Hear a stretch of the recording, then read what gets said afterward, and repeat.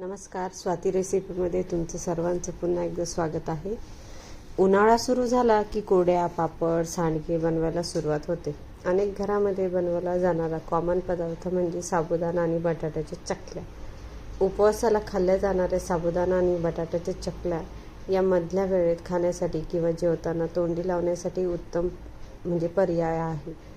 आणि साबुदाणा आणि बटाट्याच्या चकल्या करण्याची सोपी रेसिपी पाहूया. चकल्या जास्त कडक होतात किंवा तेलात फुलत नाही अशी अनेकांची तक्रार असते. तर हाऊ टू मेक साबुदाणा बटाटा चकली ही रेसिपी आज आपण पाहणार आहोत. सर्वप्रथम आपण इथं 2 किलो बटाटे घेतलेले आहे. त्याला आपण सोलून घेतलं आहे सगळ्या बटाट्याला. आता ते आपण कुकरमध्ये स्वच्छ पाण्यात धुवून त्याला उकडून घेणार आहोत. तर आपण हे सगळे जे बटाटे आहे ते आपण कुकरमध्ये टाकून बटाटे अशी छोटे छोटे मीडियम आकाराचे घेतलेले आहे. अशा प्रकारे आपण सगळे बटाटे याच्यामध्ये टाकून घेऊया कुकरमध्ये आणि छान त्याला आपण उकडून घेऊया. आता मी कुकरमध्ये जेवढे बटाटे बसतात तेवढे बटाटे टाकलेले आहे आणि त्याच्यात पाणी ॲड केलं आहे आपण छान उकडण्यासाठी. आता आपण त्याला झाकण लावून देऊया आणि हे गॅसवर ठेवून दे. आता छान आपले बटाटे उकडून झाले, त्याला स्मॅश करून घ्यायचे आहे स्मॅशरने.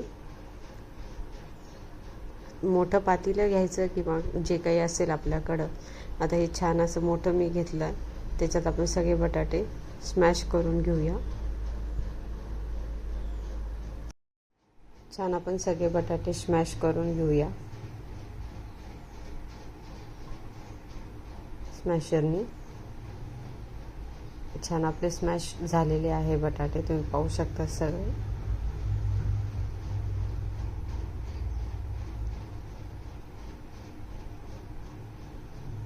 थोडे पण असे बटाटे आपल्याला जाडसर ठेवायचे नाहीये, छान असे स्मॅश करून घ्यायचे आहे. आता इथं पाणी गरम करायला ठेवलं होतं. रात्री आपण 2 किलो बटाट्याला 1 किलो साबुदाणा आपण भिजत टाकला होता. तर तो आता आपण गरम पाण्यामध्ये वाफून घ्यायचा आहे साबुदाणा. आणि तो आपण बटाटा स्मॅश केला आहे त्याच्यामध्ये आपण ते मिश्रण एकजीव करणार आहोत बटाट्याचं आणि साबुदाण्याचं. तर आता इथं आपण साबुदाणा छान असं रात्रभर भिजत ठेवलेला आहे. स्वच्छ पाण्याने पहिले धुवून घेतला 2-3 वेळा आणि त्याच्यात 2-3 वेळा धुतल्यानंतर इंचभर पाणी राहील इतकं रात्रभर पाणी घालून भिजत ठेवलं. आणि साबुदाणा खिचडीला आपण जसं साबुदाणा भिजवतो तसाच भिजवला माऊ. आणि साबुदाणा भिजवल्यानंतर त्याला आपण आता गरम पाणी ठेवलं होतं पातेल्यात, तर त्याच्यामध्ये आपण वाफून घेऊया. तोपर्यंत इथं राहिलेले बटाटे आपले स्मॅश करून घेऊया छान.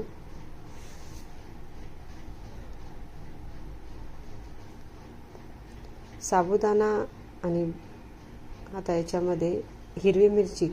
आता कोणी लाल तिखट टाकतं, लाल तिखटच्या पण चकल्या खूप छान लागतात. इथं मी हिरवी मिरची टाकली आणि चवीनुसार मीठ, चवीनुसार तिखट घातलेलं आहे. तर तुम्ही पाहू शकता. आता हा साबुदाणा आपला झालेला आहे शिजून, तो आपण एकत्र करणार आहोत याच्यामध्ये. आणि ते सगळं मिश्रण एकजीव करायचं आहे आपल्याला. व्यवस्थित आपल्याला हे मिश्रण हाताने मळून घ्यायचं आहे. पहिले आपण चमच्याने किंवा स्मॅशरने हे करून घेऊया. आणि आता ते आपण पूर्ण साबुदाणा ॲड करून एकजीव करून घेऊया. थोडा गरम साबुदाणा आहे तर चटके थोडेफार लागतात, तर आपल्याला थोडं थंड होऊ देऊया त्याला. हे बघा, आता हाताने स्मॅश केल्यानंतर एकजीव केल्यानंतरच ते मिश्रण छानपैकी मिक्स होतं.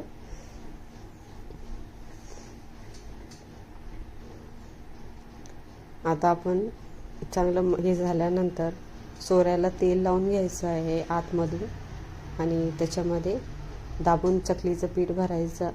चकली तुटणार नाही असं. आणि थोडं थोडं पीठ घेऊन ते सोऱ्यात भरायचं आणि व्यवस्थित चकल्या पडतील अशा आपल्याला चकल्या टाकत जायचे आहे. आणि सोरा जो आहे तो खूप असा उंच पण नाही धरायचा आहे आपल्याला, थोडं खाली घ्यायचं आहे म्हणजे व्यवस्थित आपल्या चकल्या पडतील. तुम्ही पाहू शकता जास्त वर नाही घेतलेलं आहे सोऱ्या आपण. आणि चकल्या पाडून घेतल्यानंतर एकदम कडक उन्हात आपल्याला हे 3 ते 4 तासासाठी वाळवायला ठेवायचे आहे. आणि 2 ते 3 दिवस आपण चकल्या वाळवण्यासाठी उन्हात ठेवू शकतो.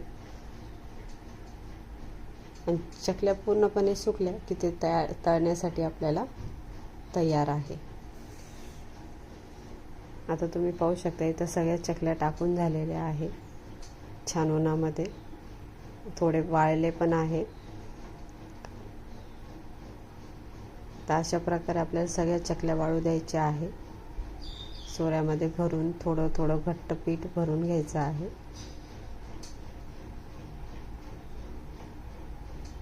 आणि दाबून आपल्याला अशा चकल्या टाकायच्या आहे. खूप सोपी पद्धत आहे.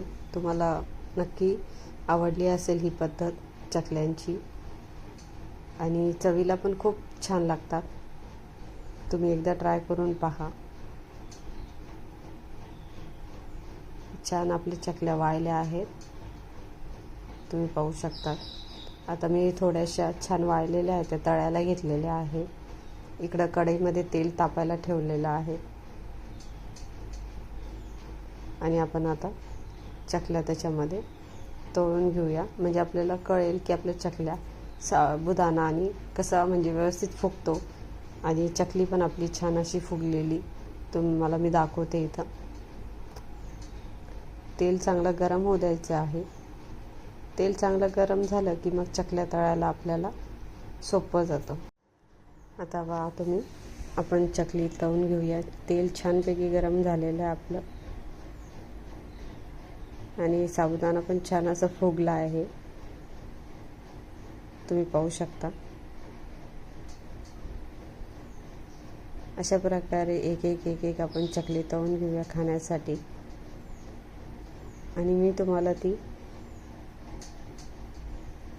त्याचे तुकडे करून दाखवाल, म्हणजे छान आपले कुरकुरीत झालेली आहे की नाही चकली हे तुम्ही पण नक्की पाहू शकता.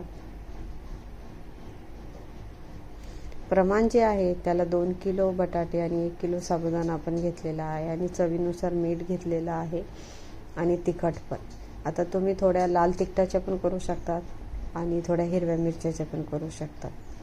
तर दोन्हीपैकी आपण थोडे थोडे छान, मी लाल तिखटाची पण रेसिपी दाखवणार आहे. ही हिरव्या मिरचीची चकल्या आहे.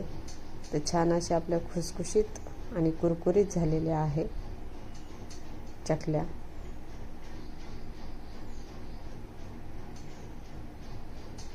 आहे की नाही रेसिपी एकदम सोपी बटाट्याची.